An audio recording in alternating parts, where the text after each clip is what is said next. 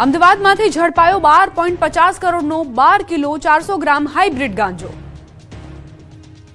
અમદાવાદ શહેરને નશાનું આદિ બનાવવા કેટલાક તત્વો જીદે ચડ્યા છે। યુવાધન નશાના રવાડે ન ચડે તે માટે સરકાર અને પોલીસ વિભાગ સતત પ્રયાસ કરે છે। તેમ છતાં આવા ગુનાહિત પ્રવૃત્તિ કરતા ભેજાબાજો સુધરતા નથી। અમદાવાદમાં કસ્ટમ વિભાગને મોટી સફળતા મળી છે। બેંકોકથી અમદાવાદ હાઇબ્રિડ ગાંજો ઝડપાયો છે। 12 કરોડ 50 લાખની કિંમતનો ગાંજો ઝડપાતા એજન્સીઓમાં દોડધામ થઈ ગઈ છે।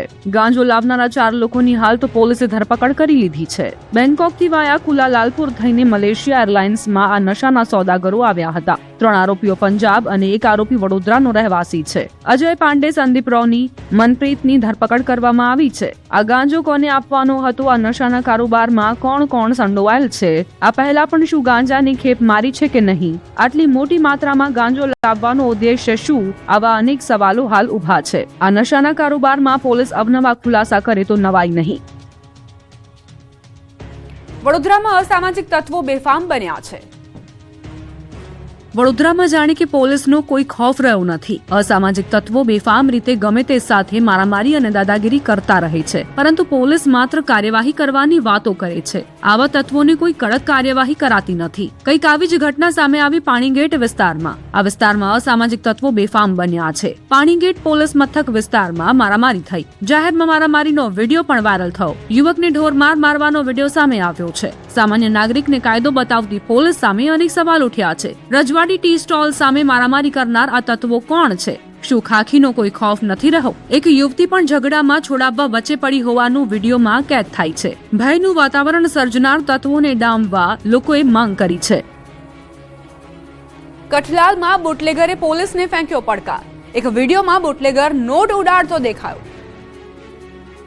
ખેડાના કઠલાલના દારૂકાંડના મુખ્ય આરોપી પિન્ટુ ઉર્ફે પ્રતિક ડાભીનો રૂપિયા ઉડાવતો વિડીયો વાયરલ થયો। કઠલાલના ગાર્ડવેલમાં 1 કરોડથી વધુના દારૂના કટિંગ વખતે પકડાયેલો પિન્ટુ અગાઉ પોલીસ જાપ્તામાંથી ફરાર થઈ ગયો હતો, જે બાદ તેની પોલીસે કપડવંજથી ધરપકડ કરી હતી અને 2 દિવસ પહેલા જ કોર્ટે તેને જામીન આપતા તે હાલ બહાર છે। આ વાયરલ વિડીયોમાં તેની સાથે કઠલાલ તાલુકા પંચાયતના કારોબારી અધ્યક્ષ શ્રવણ ડાભી પણ રૂપિયા ઉડાવતા જોવા મળી રહ્યા છે, જેઓ અગાઉ જમીન પચાવી પાડવાના વિવાદોમાં પણ આવી ચૂક્યા છે। આ ઘટના પરથી સાબિત થાય છે કે આવા રીઢા ગુનેગારોમાં પોલીસની કોઈ ધાક દેખાતી નથી। મોટા મોટા ગુનાઓ આચર્યા બાદ આવા ગુનેગારો પોલીસની સામે ચેલેન્જ ફેંકે છે, ત્યારે આવા તત્વો સામે પોલીસે કડક કાર્યવાહીનું શસ્ત્ર ઉગામવું પડશે। જૂનાગઢના બિલખા ગામે 5 શ્વાનો ભેગા મળી 6 વર્ષના બાળક પર હુમલો કર્યો। રખડતી રંજાડથી હવે લોકો પરેશાન થઈ ગયા છે, પરંતુ મનપાના અધિકારીઓને કોઈ ફરક નથી પડતો। એવું કહીએ તો પણ અતિશયોક્તિ નથી કે અધિકારીઓને લોકોની વેદના સમજવી નથી। રખડતા 5 શ્વાને બાળક પર હુમલો કર્યો। જી હા, વાત જૂનાગઢના બિલખા ગામની છે। અહીં રખડતા શ્વાનનો આતંક સામે આવ્યો છે। 5 જેટલા શ્વાને ભેગા મળી એક બાળક પર હુમલો કર્યો। 6 વર્ષના બાળકને 5 જેટલા શ્વાને બચકા ભર્યા। બાળક ચીચિયારી પાડતો રહ્યો, પણ શ્વાન છોડે ખરા। લોહી લુહાણ હાલતમાં ઈજાગ્રસ્ત બાળકને પ્રથમ બિલખા આરોગ્ય કેન્દ્ર બાદ જૂનાગઢ સિવિલ હોસ્પિટલમાં ખસેડવામાં આવ્યો। શ્વાને એટલી હદે બચકા ભર્યા હતા કે બાળકને 7 ટાંકા લેવા પડ્યા। બાળકને સારવાર બાદ રજા આપવામાં આવી। ગામમાં રખડતા શ્વાન પર નિયંત્રણ લાવવા પરિવારે માંગ કરી છે। બેફામ ગતિએ આવતા ટ્રકે 7 લોકોની જિંદગી છીનવી દીધી।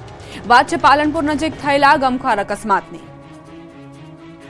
બનાસકાંઠાના પાલનપુર આબુ રોડ હાઈવે પર એક ભયાનક અકસ્માત સર્જાયો હતો, જેમાં રોંગ સાઈડથી પૂરપાટ ઝડપે આવતા ટ્રકે ઇનોવા કારને અડફેટે લીધી હતી। આ અકસ્માતમાં 7 લોકોના મોત નિપજ્યા, જ્યારે 3 લોકો ઈજાગ્રસ્ત થયા છે। ઇનોવા કાર પાલનપુરથી રાજસ્થાન તરફ જતી હતી। અમીરગઢ પોલીસે ટ્રાફિક દૂર કરાવી અકસ્માતને લઈને વધુ તપાસ હાથ ધરી છે। આ ગમખ્વાર અકસ્માતના સીસીટીવી ફૂટેજ સામે આવ્યા છે। મળતી માહિતી પ્રમાણે અમીરગઢના ઇકબાલગઢ નજીક હાઈવે પર ટ્રક રોંગ સાઈડમાં જઈ રહી હતી। અકસ્માત બાદ ટ્રકનો ડ્રાઈવર ઘટના સ્થળથી ફરાર થઈ ગયો। કારમાં સવાર લોકો એક દર્દીની સારવાર માટે પાલનપુર જઈ રહ્યા હતા। અકસ્માતમાં ઈજાગ્રસ્ત થયેલી એક મહિલા અને 2 પુરુષોને નજીકની હોસ્પિટલમાં દાખલ કરવામાં આવ્યા છે।